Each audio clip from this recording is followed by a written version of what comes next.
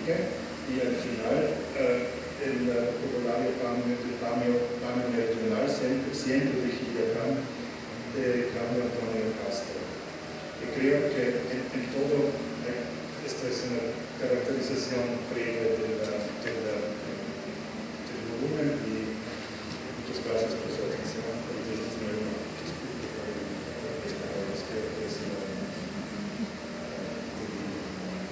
Sí, verdad, muchísimas gracias.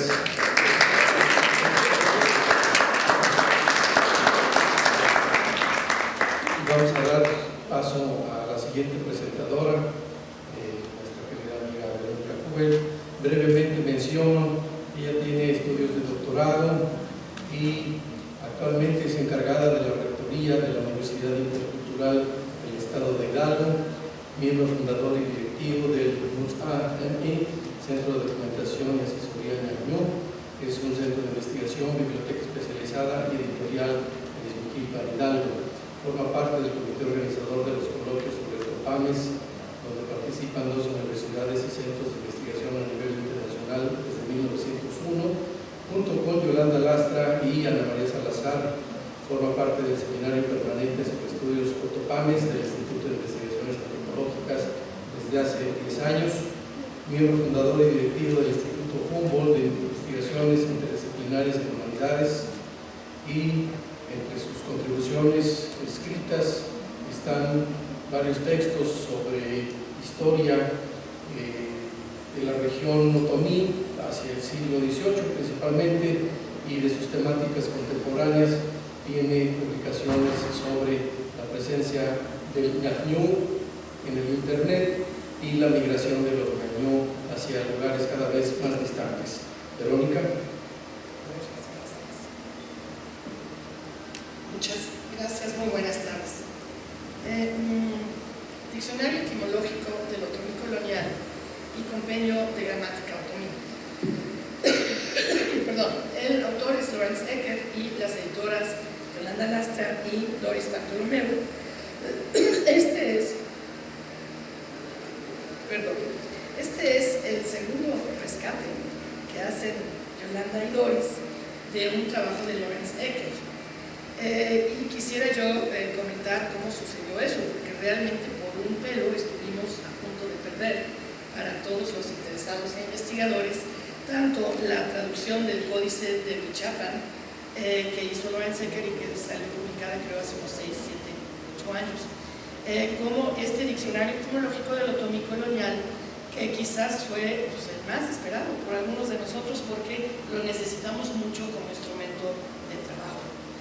Yolanda lo sabe contar mejor que yo, entonces lo voy a contar muy breve, pero resulta que Lorenz Ecker, que había trabajado en los años 30 en el Valle del Mezquital, dejó de hacer cosas lingüístico-antropológicas y ya como un señor muy grande acabó en una casa de ancianos en California con muchas otras personas que no tenían tantos estudios como él y estaba muy aburrido, no tenía con quién platicar de esas experiencias tan interesantes que él había tenido en sus años mozos. Una persona que lo visitaba y que platicaba con él se dio cuenta de que todo lo que él contaba y los trabajos que él ahí tenía eran muy valiosos, y esa persona dijo, bueno, pues voy a buscar a alguien que trabaje en otomí para decirle que aquí está este señor con estos trabajos tan importantes, y buscó, supongo, en internet, encontró a Doris, encontró a Yolanda, y ellas dos también se dieron cuenta de que pues, era importante ir a visitar a este señor y rescatar su trabajo. Fíjense los caminos que a veces da algo para después estar así. Entonces, se llevaron los dos manuscritos. Lorenz Ecker ya no vio en vida publicado su trabajo, pero pues ya está. Esto es una de las cosas que yo les quisiera así como platicar en introducción. Y la otra es que nosotros tenemos testimonios de otras personas de cómo fue ese trabajo y ese interés de Lorenz Ecker y de otras personas en el Valle del Mezquital en los años 30. Y eso también quisiera platicárselos porque se nota ahí todo el entusiasmo de un grupo de personas que en parte ni siquiera tenían una formación académica como muchos de nosotros que tuvimos la suerte de que durante 4, 6, 8 años unos profesores muy eruditos nos platicaran y nos sirvieran todo en bandeja de plata, sino que eran gente autodidacta que tenía que buscar solita sus herramientas de trabajo y su formación. Entonces, en esa época de los años 30, 36 para ser exactos, la Universidad Nacional mandó al Valle del Mezquital a varios grupos de investigadores. Ustedes saben que el Valle del Mezquital episódicamente es centro de interés de verdaderas huestes de antropólogos, lingüistas, historiadores, y que dicen que cada familia ñaño tiene papá, mamá, hijos y un antropólogo. Bueno, eso fue así ya en los años 30. Entonces, una de esas comisiones de investigación fue la de lingüística, pero hubo otra histórico-musical encabezada por alguien de nombre Gabriel Saldívar. Y Gabriel Saldívar fue al Mezquital con su esposa.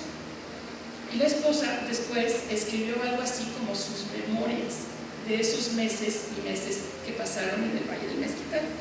Y habla de los lingüistas y habla de él. Entonces dice ella, los lingüistas tenían localizados a los indios letrados y establecidas sus sesiones las mañanas de los domingos. Por lo general presidía el doctor Silva Yaceres. Los doctores Ecker y Weitlaner, que creo que no era doctor ninguno de los dos, pero pues ella los hizo doctores porque los vio muy eruditos, eran los que sostenían el interés y entablaban reñidas discusiones. Las figuras de Ecker y Weitlaner frente al pizarrón, uno escribe, el otro le borra, uno habla, el otro le calla, alega. Ahí estaban estos entusiastas, cada uno haciendo su trabajo en campo entre semana y regresando los domingos a discutir y a confrontar sus conocimientos. Y este trabajo sin duda es en parte ese diálogo entre investigadores que se dio ahí mismo en el Valle del Mezquital en los años 30. Dicen Yolanda y Doris que este diccionario es equivalente al del náhuatl de Remis Simeón, que todos conocemos, que es clásico en la materia. Yo creo que tienen razón. Hay un compendio gramatical al inicio que es muy útil. Esto también es algo que tiene apéndices que son casi como tan útiles o más que ciertas partes del libro. Hay un apéndice, por ejemplo, de topónimos del Valle del Mezquital, pero no nada más. Si ustedes siempre han tenido ganas de saber cómo se dice Acapulco en ñañú, aquí lo van a encontrar, página 43. Además, otros topónimos de otros lugares. Cada palabra tiene indicaciones gramaticales, tiene ejemplos de uso. Las fuentes son las clásicas que estaban a disposición de en ese momento: Molina, Cáceres, López Yepes, Neve y Molina, Luces del Otomí, el Códice de Huichapa, por supuesto que él estaba trabajando en paralelo, el anónimo de la Biblioteca Nacional, que llamé, ¿verdad? Esa es otra herramienta que tenemos muchas ganas de tener y que está trabajando en Yolanda. Y se refiere también en muchas de las entradas del diccionario a otros idiomas otupames como el mazahua, otros idiomas mesoamericanos como el náhuatl y el tarasco, y refleja pues esta discusión intelectual del momento, puesto que de vez en cuando se refiere directamente en las entradas a Weitlaner, a Sustel, que también en los años 30 publicó su tesis sobre las lenguas otupames, y tiene vocabulario sobre temáticas muy diversas que son del interés no solo de los lingüistas, sino de los historiadores y antropólogos en particular. Por ejemplo, el vocabulario en materia religiosa. Voy a citarles unos cuantos. Es que abundan en una página, les digo cuál es la 66, pero seguramente en otros también. Y tenemos ahí, por ejemplo, el vocabulario para creer, el vocabulario para diablo, para respeto, para creyente, fiel, católico, incrédulo, supersticioso, increíble, que pues es la libertad que nos da de no creer, maleficiar, hechizar, etcétera, etcétera, curandero, médico europeo, sacramento, hechizo, maleficio, brujería, etcétera, etcétera. Vocabulario, por supuesto, muy utilizado en los documentos escritos, puesto que, y lo acaban de comentar, lo que había escrito a nivel diccionarios y gramáticas estaba escrito por los frailes y era básicamente herramienta pedagógica para poder enseñarle a los siguientes frailes y para poderse entender con la gente en la confesión, por ejemplo, etcétera. Hay vocabulario de minería, hay vocabulario sobre hierbas, sobre el maguey, tenía que ser el maguey. Nombres de pila, fíjense, españoles otomizados, ¿sí? Agustín, Ando, Esteban. Ahora, hay un ejemplo muy interesante que quisiera citar muy brevemente, que es el de los colores. Esto me ha interesado desde que Richard Ramsey escribió, no está Richard aquí hoy, ¿verdad? Escribió un artículo sobre el verde y el azul en otomí, que creo que también es muy interesante en náhuatl. Los matices y el brillo que llevan a una mirada sobre estos dos colores que es muy distinta que la nuestra, que desafortunadamente se perdió porque hoy en día en los libros de texto hay una traducción directa, un poco forzada, que hace que haya un vocablo para verde y uno para azul, pero de hecho en la concepción originaria estos dos colores se ven más bien por brillos, claro, más oscuro, etc. Y eso es una concepción muy interesante que sin duda tiene que ver con el jade y tiene que ver con otros matices de colores que aquí se aparecen de una manera distinta que las culturas europeas. Lo interesante es que en Soriano, por ejemplo, y por eso es tan útil usar este tipo de libros juntos y qué bueno que se presentan juntos, tenemos kangi para azul, tenemos un vocablo ishki para azul ya en el 2004 en el vocabulario del baile, sí, 200 años después es otro vocablo, y el verde, que es kangi en 2004, era azul en 1767.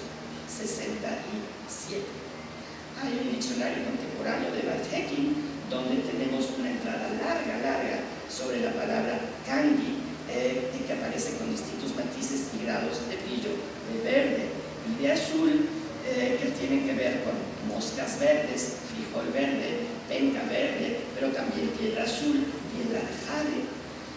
Y en Ecker tenemos también este tipo de matices de colores. Y con unos ejemplos sobre esto voy a empezar.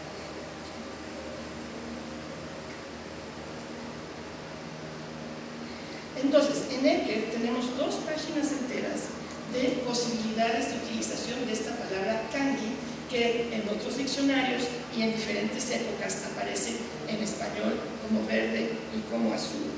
Tenemos entonces derivados de la palabra kangi que se refieren a listón azul, está azul, cosa verde, escarabajo verde, frijol verde, piedras preciosas o azules.